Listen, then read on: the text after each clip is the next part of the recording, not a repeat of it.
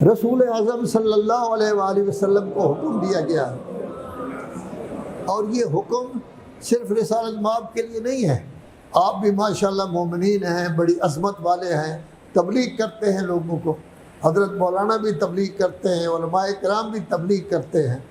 ان کو یہ کہا جا رہا ہے کہ جب تبلیغ آپ کرتے ہیں، آپ کا ساتھ دینے والے بیچارے غریب ہوتے ہیں، پیسے والے آپ کے قریب نہیں آتے۔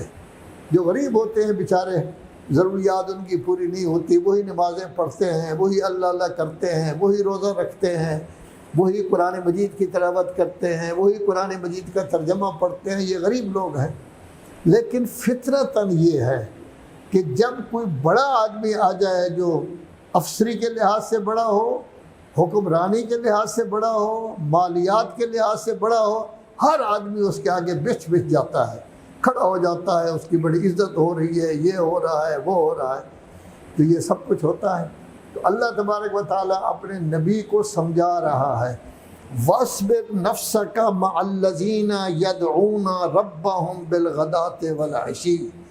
اپنے نفس کو عادی بنا، اپنے نفس کو صبر کی تلقین کر، اپنے آپ کو صابر بنا، قوت برداشت پیدا کر کہ جب آپ کے پاس وہ غریب لوگ آتے ہیں جو ہر وقت اللہ کا ذکر کرتے ہیں، صبح و شام ذکر کرتے ہیں، یریدون وجہہ، وہ یہ سارا کام اللہ کے لیے کر رہے ہیں، تو اللہ کے لیے کر رہے ہیں، آپ بھی ان کی طرف توجہ کریں۔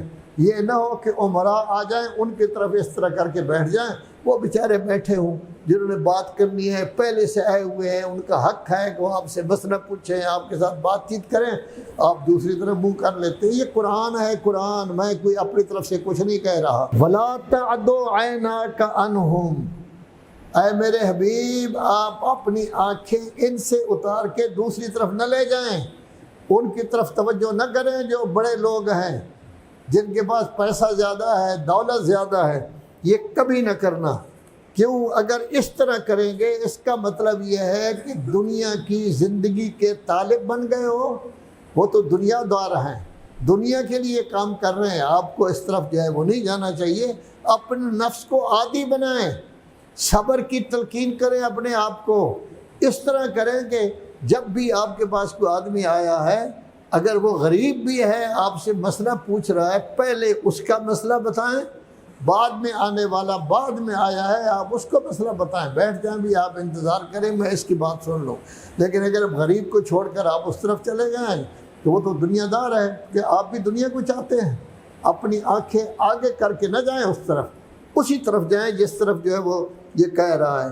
وَلَا تُطِعْ مَنْ أَغْفَلْنَا قَلْبَهُ عَنْ ذِكْرِنَا، یہ امیر لوگ جو دولت مند ہیں، اللہ کو ماننے کے لیے تیار نہیں ہوتے، ان کا دل اللہ کے ذکر سے غافل ہو گیا ہے، آپ ان کی باتیں نہ سنیں، آپ اس کی طرف توجہ نہ کریں۔ جو غریب آدمی ہیں لیکن اللہ اللہ کرتا ہے، ہر وقت اس طرح چلتا ہے، آپ اسی کے مطابق چلیں، کسی اور طرف آپ کو جانے کی ضرورت نہیں ہے۔